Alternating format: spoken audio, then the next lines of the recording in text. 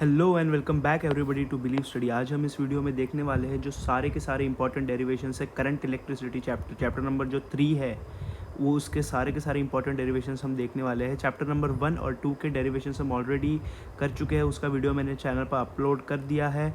आप उसका वीडियो की लिंक डिस्क्रिप्शन बॉक्स में भी दी गई है, जाके आप चेकआउट कर सकते हैं। चलिए स्टार्ट करते हैं। सबसे पहले देखिए कि अगर इस सेशन के पीडीएफ चाहिए तो t.me/believe-study65 पे जा सकते हैं। टेलीग्राम चैनल को ज्वाइन कीजिए, पीडीएफ वहाँ से मिल जाएगी।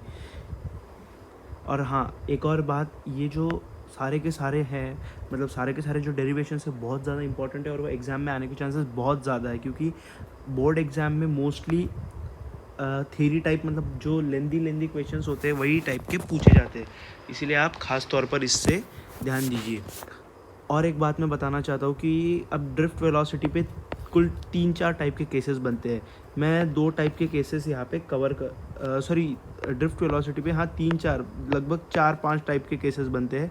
मैं 3 टाइप के केसेस यहाँ पे कवर करूँगा। एक टाइप का केस मैंने एक स्पेशल वीडियो में कवर किया है, उसका जो लिंक है वो आपको यहाँ पे अभी मतलब आई बटन पे मिल जाएगा। इस वीडियो के होने के बाद आप वो चेकआउट कर सकते हैं और डिस्क्रिप्शन बॉक्स में भी उसका लिंक दिया है। वो एक स्पेशल क्वेश्चन है ड्रिफ्ट वेलोसिटी पे, आप उसे देख सकते हैं और उस क्वेश्चन के आने की संभावना बहुत ज़्यादा है। ठीक है, सबसे पहले ये वाला देखते हैं। अब सबसे पहला क्या कह रहा है ये, explain the term drift velocity of electron in a conductor, hence obtain the expression for the current through a conductor in terms of drift velocity. ये यहाँ पे सॉरी थोड़ा सा मिस्टेक हो गया है यहाँ पे, in terms of drift velocity. आजकल पता नहीं गूगल के टाइप कीबोर्ड्स भी क्या क्या करने लगते हैं। ठीक है, इसका सॉल्यूशन तो ये ड्रिफ्ट वेलोसिटी टर्म तो आप एक्सप्लेन कर ही सकते हैं। मैं सीधा डेरिवेशन पे आता हूँ। क्या निकालना है हमें, hence obtain the expression for the current through the, ठीक है, relation between electric current and drift velocity. ठीक है, सो relation between electric current and drift velocity. ठीक है, ये हमें देखना है। ये देखिए, मैं टाइम बचाने के लिए ये पहले से डायग्राम लेके आ गया हूँ, आपको एक बार ही एक्सप्लेन कर देता हूँ। ये देखिए, ये हमारा एक कंडक्टर है। ठीक है, ये तो समझ गए आप क्या है। इसको हमने क्या किया है, बैटरी से कनेक्ट कर दिया है। अब क्या होगा पता है, अब इलेक्ट्रॉन्स इस साइड में दौड़ेंगे। ठीक है, इलेक्ट्रॉन्स इस साइड में दौड़ेंगे और इलेक्ट्रॉन जिस साइड में दौड़ते हैं ना, उसके अपोजिट साइड में हमारी क्या होती है, इलेक्ट्रिक फील्ड। और अगर और एक और बात ध्यान रखिएगा, मैं आपको अभी बता देता हूँ जो आपको हर बार ध्यान रखनी है। अगर इलेक्ट्रॉन आगे मूव कर रहा है तो करंट पीछे जाएगा, और इलेक्ट्रॉन अगर पीछे जा रहा है तो करंट आगे जाएगा। ये समझ लीजिए, करंट इलेक्ट्रॉन के उल्टे डायरेक्शन में जाता है, ये हमेशा दिमाग में बिठा लीजिए। ठीक है, सो अभी बस इसे देख लेते हैं, relation between electric current and drift velocity. So let n be the number of electrons. ठीक है, n be the number of free electrons. ठीक है, number of free electrons related to small element. So number of free electrons related to small elements is equals to n into a dx। a क्या है, area है। ठीक है, अब क्या लिखेंगे, ये देखिए, ये 2-3 पॉइंट्स है। Number of free electrons, sorry, number of free क्या हो जाएगा, फ्री चार्ज कैरियर्स वही रिलेटेड टू स्मॉल एलिमेंट,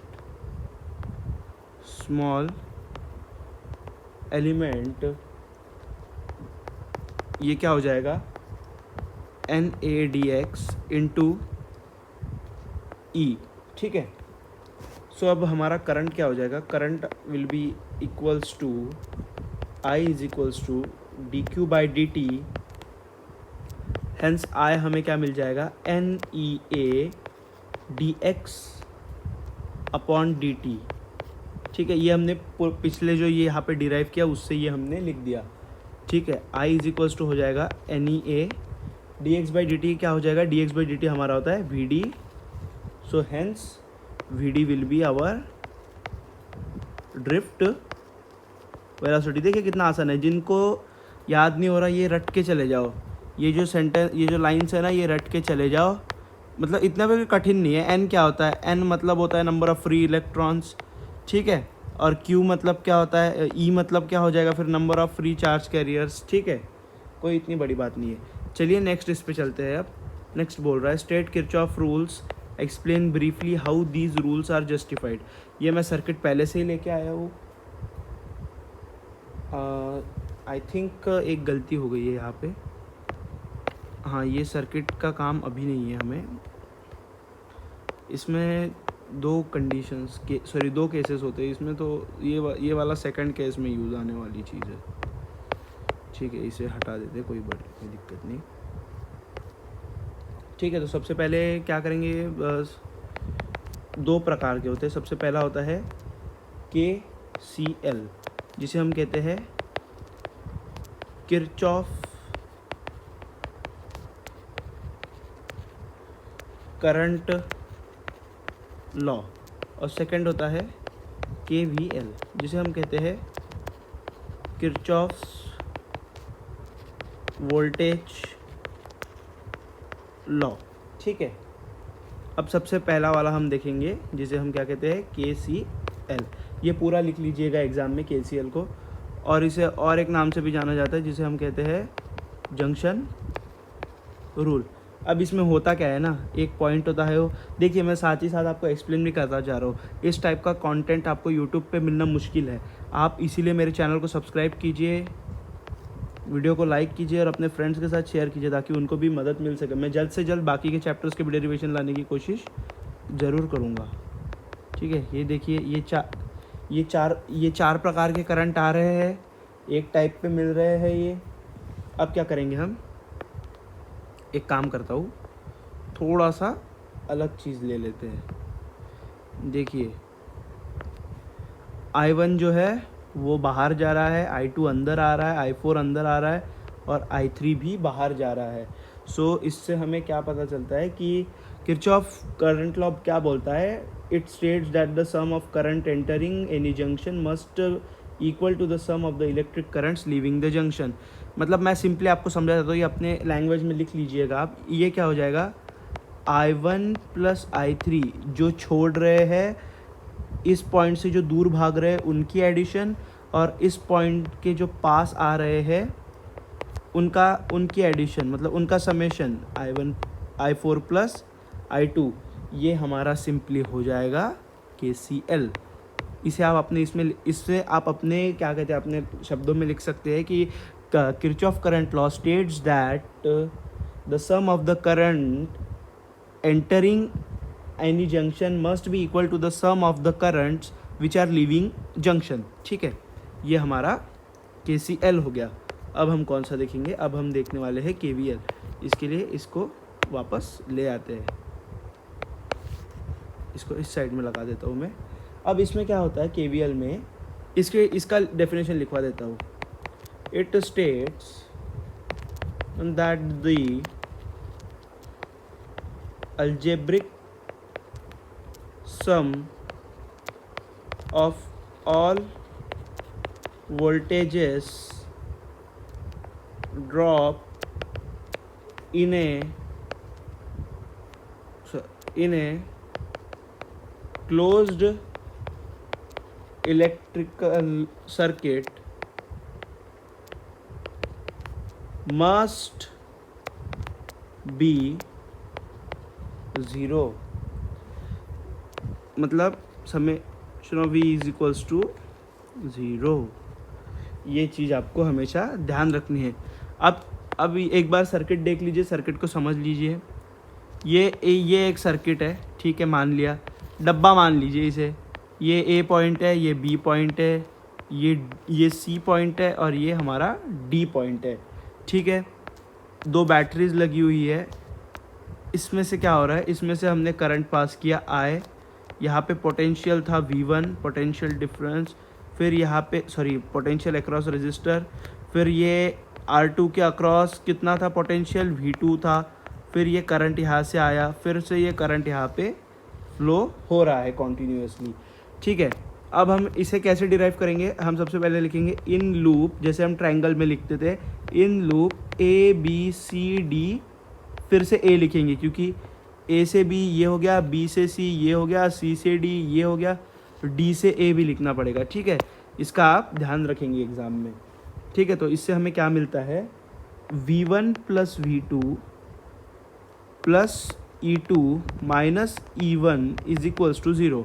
ये कैसे हो गया माइनस E1 भैया, देखिए जब छोटी प्लेट से बड़ी प्लेट में जाते हैं हम तो एडिशन होता है, और अगर हम बड़ी प्लेट से छोटी प्लेट में जाते हैं तो माइनस साइन लगता है। ठीक है, ये आप हमेशा ध्यान रखेंगे, ये बेसिक सी चीज़ें ये आपकी क्लियर होनी चाहिए, अदरवाइज़ आपको ये डेरिवेशंस नहीं आएंगे। So V1 plus V2 is equals to हमारा हो जाएगा E1 minus E2। So hence ये हमने प्रूफ कर दिया। सो यहाँ पे एक और चीज़ लिखेंगे, this law is based on conservation of energy, क्योंकि देखिए ना वोल्टेज कम हुआ, ना बढ़ा, ना EMF बढ़ा, ना घटा। ठीक है, चलिए नेक्स्ट देखते हैं, ये बहुत ज़्यादा इंपॉर्टेंट है, आप इसे स्टार मार्क कर सकते हैं, ये आने के चांसेस है। देखिए, use Kirchhoff's rules to obtain condition for the balanced condition in the Wheatstone bridge. अब देखिए ये व्हीटस्टोन ब्रिज दिया हुआ है, बीच में एक गैल्वेनोमीटर लगा है, एक बैटरी से कनेक्ट किया है, की क्लोज्ड है। ठीक है, करंट दौड़ाया है I वाला। ठीक है, सो ठीक है, चलिए देख लेते हैं। Let current in galvanometer be IG। देखिए गैल्वेनोमीटर में हमने कौन सा करंट, दिख नहीं रहा होगा, सॉरी, गैल्वेनोमीटर में कौन सा करंट है हमारा IG। ठीक है, अब हम क्या करेंगे, apply Kirchhoff's voltage law, KVL लिख देता हूँ, KVL इन लूप ABDA। सबसे पहले कौन सा लूप लेंगे हम लोग, देखिए point by A B D और A, सबसे पहले ये वाली चीज़ ले लेंगे, देन उसके बाद हम इसको एनालाइज करने की कोशिश करेंगे। ठीक है, ये KVL हमने अप्लाई कर लिया, तो इससे हमें क्या मिला है, देखिए सबसे पहले ये हमने I1 करंट गया, यहाँ से माइनस IR हो गया, फिर ये B पॉइंट पे गया, फिर यहाँ से माइनस IG RG हो गया, ये RG रेजिस्टेंस दिया हुआ है, फिर क्या हुआ, फिर यहाँ से प्लस हो गया क्योंकि ये I2 यहाँ से आ रहा है, तो ये प्लस I2 R3 हो गया। लिख देता हूँ मैं सीधा सीधा, अब मैं एक्सप्लेन नहीं करूँगा इसके बाद, क्योंकि फिर वीडियो लेंदी हो जाएगा, और मतलब जिनको सिर्फ डेरिवेशन देखने हैं उनको फिर बाद में दिक्कत हो जाती है, बहुत ज़्यादा लेंदी हो जाता है तो वीडियो। I2 ये बेसिक सी चीज़ें ये सबको आनी चाहिए, KVL लगाना अगर नहीं आता है तो फिर दिक्कत है एग्ज़ाम देने में। इम्पॉर्टेंट टॉपिक जल्दी जल्दी निपटा लो फिर तो। अब KVL लगाएंगे कौन से लूप में, दूसरे वाले लूप में, जिसे हम क्या कहते हैं BCDB, इस लूप में अभी हम KVL लगाने वाले हैं। सो ये हमारा हो जाएगा minus I1 minus IG into R2, ये फिर हो जाएगा प्लस I2 माइनस IG, अब ये किस में जा रहा है R4 में, प्लस ये हो जाएगा IG into RG equals to 0। ठीक है, ये हमारा इक्वेशन सेकंड इक्वेशन है। सो बैलेंस, अब हमें पता है कि IG इक्वल्स टू क्या होता है, 0 होता है in balanced Wheatstone bridge में। ठीक है, ये तो हमें पता है। So from 1 and 2 I1 R1 is equals to I2 R3। इससे हमें क्या पता चल रहा है, इससे हमें ये पता चल रहा है कि I1 R2 और एक रिलेशन है, I1 R2 is equals to I2 R4। इससे हमें ये पता चल रहा है, ये हो गया फोर्थ इक्वेशन, ये हो गया third equation. Now from 3 and 4, we get to know that R1 by R2 is equals to nothing but R3 by R4. So this is the condition for balanced Wheatstone bridge. चलिए next derivation देखते हैं. Next बोल रहा है using the concept of drift velocity of charge carriers in conductor deduce the relationship between current density and resistivity. देखिए गौर से देखिए इसको, क्या हो रहा है यहाँ पे. एक मिनट में है ना इसे थोड़ा सा एक हाईलाइट करने की कोशिश करता हूँ. हम क्या क्या देख रहे हैं. देखिए करंट डेंसिटी और किसके बीच का रिलेशन पूछ रहा है, रेजिस्टिविटी का. हमने सबसे पहला हमने एक डेरिवेशन देखा था, वो किसके बीच में था, वो था करंट और ड्रिफ्ट वेलोसिटी के बीच का. देख रहे हो. अब ये दूसरा आ गया ड्रिफ्ट वेलोसिटी के साथ का रिलेशन. चलिए इसे देख लेते हैं. अब ये क्या कह रहा है. ठीक है. सो रिलेशनशिप, देखिए सबसे बेसिक सेंटेंस होता है रिलेशनशिप बिटवीन, ये लिख दीजिए सबसे पहले, ड्रिफ्ट वेलोसिटी एंड क्या बोल रहा है, रेजिस्टिविटी. सबसे पहले रेजिस्टिविटी पता होना चाहिए. रेजिस्टिविटी मतलब क्या होता है, समझ गए ना आप रेजिस्टिविटी किसे कहते हैं. तो I इज इक्वल्स टू क्या होता है, NEA/VD. ये पहले क्या, मैं आपको इसलिए सीक्वेंस से लेके चल रहा हूँ ताकि आपको दिक्कत ना हो. I इज इक्वल्स टू फिर हो जाएगा NEA/VD को और क्या लिख सकते हैं, E into tau by M into E. So इसके दो प्रकार होते हैं. So VD is equals to हमने क्या किया, E into tau by M into E. Tau यहाँ पे क्या है, रिलैक्सेशन टाइम. ठीक है, ये हमें पता चल गया. अब हम यहाँ से क्या बोलेंगे, I इज इक्वल्स टू हमारा हो जाएगा NE² tau E by M into क्या हो जाएगा, ए यानी एरिया. ठीक है. So from definition of current density J is equals to I by A, so J will be equals to NE² tau into E by M into A into A से A cancel. सो यहाँ से हमें J क्या मिल रहा है, ये मिल रहा है NE² tau by M, ये E भी मल्टीप्लाई में है. अब हमें ये पता है कि NE² tau क्या होता है, सिग्मा होता है. एक मिनट में बता देता हूँ. NE² tau by M is equals to हमारा क्या होता है, सिग्मा होता है. ये रिलेशन आपको पता होना चाहिए. और सिग्मा इज इक्वल्स टू क्या होता है, 1 रेजिस्टिविटी. ठीक है. सिग्मा होता है कंडक्टिविटी, प्रो होता है रेजिस्टिविटी. बेसिक सी चीज़ें आपको पता होनी चाहिए. इससे हम J इज इक्वल्स टू हमारा क्या आ जाएगा, J इज इक्वल्स टू हम लिखेंगे sigma into E. So J is equals to हमारा आ जाएगा 1/ρ इंटू ई. तो J इज इक्वल्स, उल्टा कर दिया मैंने. मैं थोड़ा सा गलत हो गया. हाँ, ये J इज इक्वल्स टू हमारा हो जाएगा सिग्मा इंटू ई. ठीक है. किसके बीच का पूछा था, करंट डेंसिटी और रेजिस्टिविटी. हाँ कंडक्टिविटी, ये रेजिस्टिविटी होता है और ये कंडक्टिविटी होता है. ठीक है, कोई दिक्कत नहीं है, सेम चीज़, इसमें कोई कन्फ्यूज होने वाली बात नहीं थी. ये सेम चीज़ है. आप ये भी लिख के आ जाएंगे तो आपको नंबर मिल जाएगा. मतलब कोई इसमें दिक्कत की बात नहीं, क्योंकि आपने मेंशन कर दिया इज इक्वल्स टू ये सिग्मा होता है करके. ठीक है. अब नेक्स्ट वाला डेरिवेशन देखते हैं क्या कह रहा है ये.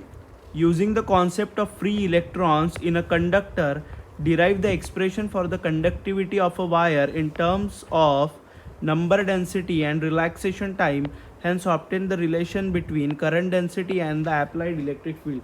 इतना बढ़िया क्वेश्चन है ये. आप यूट्यूब पे सर्च करेंगे तो भी आपको नहीं मिलेगा. मतलब ये आपको मिल ही नहीं सकता. ये बहुत अच्छे से, मतलब बहुत बढ़िया सा क्वेश्चन है ये. मतलब बहुत डिटेल्ड एनालिसिस करने के बाद ये क्वेश्चन मिलता है. ठीक है. इसमें आपको 2-3 रिलेशन पूछे गए हैं और अगर ये क्वेश्चन आपने कर लिया ना तो आपको मतलब अच्छी खासी प्रैक्टिस हो जाएंगी आपको. मतलब कोई फिर डरने की बात नहीं है. इसे भी एक स्टार मार्क कर देते हैं हम. ठीक है. इसका सॉल्यूशंस सबसे पहले मैं आपको और एक बार मतलब जैसे मैंने प्रीवियस क्वेश्चंस में मार्किंग की है वैसे इस क्वेश्चन में भी एक बार आपको मार्किंग करके बता देता हूँ कि हमें किस किस का बीच का एक for the conductivity of the wire, ठीक है, in terms of number density, in terms of क्या बोला है, number density and relaxation time, ठीक है, and the relationship between current density of the end the applied electric field, ठीक है। बहुत सारी चीज़ें पूछी है, लग रहा है बाप रे क्या क्या क्या पूछ लिया इन्होंने, लेकिन डरने की बात नहीं है, कर लेंगे, कोई दिक्कत नहीं है। सबसे पहले एक्सीलरेशन हमारा क्या होता है, स्टार्टिंग यही से कर सकते हैं आप। ये मतलब सब क्वेश्चन टाइप है, इसके ऊपर भी एक सेकंड क्वेश्चन था, वो डेफिनेशन वाला था, इसलिए मैंने उसको कंसिडर नहीं किया लेने में। एक्सीलरेशन हमारा हो जाता है number of electrons on mass into electric field, ठीक है। The average drift velocity Vd is given, Vd will be equals to कितना हो जाएगा, minus E by M, E into electric into tau हो जाएगा, ठीक है। ये तो हमें पता है। टाउ क्या होता है, एवरेज टाइम बिटवीन कोलिजन, मतलब average time, average relaxation time कीजिए, ठीक है, कन्फ्यूज मत होइए। If N is the number of free electrons per unit volume then current I is given by, I is equals to क्या हो जाएगा, N E A V D, ठीक है। वी डी का मॉड ले लीजिए ताकि हमारा मतलब निगेटिव में ना आए। सो इससे हमारा आई इज इक्वल्स टू हो जाएगा एन ई ए ई टाउ अपॉन एम इंटू ई। इससे हमने आई निकाल लिया, आई इक्वल्स टू हमारा हो जाएगा N E square tau by M into E A, ठीक है। चलो बढ़िया, अब हमने टाउ में तो रिलेशन निकाल लिया रिलैक्सेशन टाइम में। अब हमें पता है कि I इज इक्वल्स टू होता है J इंटू ए, ठीक है। J क्या है, करंट डेंसिटी, लिखवाने की ज़रूरत है नहीं, ठीक है। सो अब हमें mod of J equals to क्या हो जाएगा, N E square tau upon M to electric field, ठीक है। ये हमारा J हो गया है, क्योंकि A तो A कैंसिल हो गया, ठीक है। द टर्म, अब हम क्या करेंगे, सिग्मा को लिख देंगे N E square tau by M. So इससे हमारा J इक्वल्स हो जाएगा सिग्मा E, ये मैंने मान लिया है इसे, ठीक है, ये हमने इसे कंसिडर कर लिया है। सो इससे हमारा आंसर फाइनल जो डेरिवेशन है वो हमने प्रूफ कर लिया, मतलब इसे डिराइव कर लिया। बहुत ही आसान था, 2-4 रिलेशन एक साथ पूछ लिए थे, लेकिन तब भी हमने इसे आसानी से सॉल्व कर लिया है। चलिए अब ये वाला देखते हैं, ये आई थिंक ये लास्ट है, चलिए देखते हैं। ये बोल रहा है derive an expression for drift velocity of free electrons. देखिए आ गया ना फिर से ड्रिफ्ट वेलोसिटी का। ड्रिफ्ट वेलोसिटी के बहुत बढ़िया बढ़िया डेरिवेशन है और मैंने शॉर्ट में करके समझाया है आपको, आप बढ़िया से करके जाइए। अब सबसे पहले क्या लिखेंगे पता है, ये ऐसा पूछ लिया ना, मार्क्स कैसे खींचने, मतलब जो चेक करने वाला है उससे सबसे पहले क्या लिखेंगे पता है, ड्रिफ्ट वेलोसिटी की डेफिनेशन लिख देंगे। अब आपने देख लिया मैंने यही के मतलब इन 15 अब ये कितने मिनट का वीडियो होगा, उसमें मैंने आपको 3-4 प्रकार के डेरिवेशन बता दिए। आप सबसे पहले ड्रिफ्ट वेलोसिटी की डेफिनेशन लिख के आएंगे एग्जाम में, ठीक है। सबसे पहले वो काम कीजिए, ड्रिफ्ट वेलोसिटी की डेफिनेशन लर्न कीजिए और एग्जाम में लिख के आइए। सबसे पहले जब भी कोई ये मतलब क्या कहते हैं डेरिवेशन हो उसका, आपको एग्जामिनर मार्क दे देगा, आधा मार्क दे ही देगा उसके लिए, ठीक है। अब देखते हैं, when conductor is subjected to an electric field E. अब देखिए ये स्टेटमेंट्स है ना, मैं थोड़े स्टैंडर्ड बुक के यूज़ कर रहा हूँ क्योंकि आपको मतलब एग्ज़ाम में कोई दिक्कत ना हो, इसीलिए वरना मैं आपको अपने मन के बता सकता था, लेकिन एग्जामिनेशन में कोई ग्रामेटिकल तो होता नहीं है वैसे, लेकिन तब भी कोई दिक्कत ना हो इसकी वजह से मैं थोड़े स्टैंडर्ड बुक के स्टेटमेंट्स यूज़ करके बता रहा हूँ आपको। डेरिवेशंस तो हमें पता ही होते हैं। फोर्स इज इक्वल्स टू आ जाएगा हमारा minus E into E. So इसके बाद हमारा एक्सेलरेशन हम निकाल लेंगे force upon mass which will be equals to minus E into electric field upon क्या हो जाएगा ये हमारा मास। इसे मान लेता हूँ मैं मेरा इक्वेशन नंबर 1। ठीक है, मान लिया। अब मास m इक्वल्स टू मास, अब ये आप सारा चीज़ें लिख दीजिए कि m इक्वल्स टू मास है ये वो। ठीक है, सो अब मैं क्या करूँगा, टाउ इज इक्वल्स टू मतलब एवरेज टाइम डिफरेंस निकालना है मुझे। टाउ इज इक्वल्स हो जाएगा T1 प्लस T2 प्लस जितना भी हो प्लस Tn तक। ठीक है, अपॉन n जितना भी नंबर ऑफ हो। ये मेरा इक्वेशन नंबर 2 हो गया। अब मैं क्या करूँगा, अब मुझे एक इक्वेशन पता है किसकी, मोशंस की, कि v इज इक्वल्स टू होता है u प्लस ए टी। ठीक है, अब यहाँ से अलग कहानी चालू हो गई है। ये कहानी थोड़ी सी आपको दिक्कत दे सकती है क्योंकि ये थोड़ा टफर साइड का डेरिवेशन मैं इसे मानता हूँ। ठीक है, सो द ड्रिफ्ट वेलोसिटी क्या हो जाएगी, अब हमारी ड्रिफ्ट वेलोसिटी vd इज़, ये हो जाएगी vd will be equals to v1 plus v2 plus till कितना vn तक हो जाएगा ना, ये डिवाइडेड बाय n हो जाएगा। सो यहाँ से vd इक्वल्स टू मेरा हो जाएगा फिर u1 प्लस u2 प्लस कहाँ तक un तक इंटू a इंटू टाउ 1, ये कहाँ से आ गया बीच में bracket, tau 1 plus tau 2 plus tau n तक। ठीक है, अपॉन में क्या आ जाएगा, फिर से अपॉन में मैं क्या ले आ जाऊँगा, n ले आ जाऊँगा। ठीक है, यहाँ से vd मेरा क्या बन जाएगा, vd इक्वल्स टू, अब देखिए ये जो सारी चीज़ें हैं ना ये तो जीरो हो जाएंगी। क्या हो जाएंगी, ज़ीरो हो जाएंगी। तो यहाँ से 0 plus a into tau 1 plus tau 2 plus tau n upon n। ठीक है, अब एवरेज थर्मल वेलोसिटी क्या होती है, 0 होती है, इसलिए मैंने इसको 0 कंसिडर कर लिया है। यहाँ से vd इक्वल्स टू मेरा क्या आ जाएगा, vd इक्वल्स टू आ जाएगा 0 प्लस at, ये तो मुझे ये इक्वेशन पता थी। इससे मैंने vd इक्वल्स टू क्या निकाल लिया, vd इक्वल्स टू मेरा हो गया माइनस e इंटू ई अपॉन m, ये पता था, इंटू क्या, इंटू टाउ। सो इससे मैं निकाल पा रहा हूँ कि vd मॉड ऑफ vd, ठीक है मॉड ले लूँगा मैं, sorry, mod of vd number of electrons into tau यानी relaxation time upon mass into electric field, ये हमने यहाँ से डिराइव कर लिया। फाइनली हमने यहाँ से डिराइव कर लिया है। सो यस, इसी के साथ हम आज का लेक्चर ओवर करते हैं। हम यूट्यूब पे है, सब्सक्राइब कीजिए चैनल को। अच्छा लगा हो वीडियो तो लाइक कीजिए, दोस्तों के साथ शेयर कीजिए, कमेंट कीजिए, इंस्टाग्राम पे फॉलो कीजिए, टेलीग्राम चैनल को ज्वाइन कीजिए।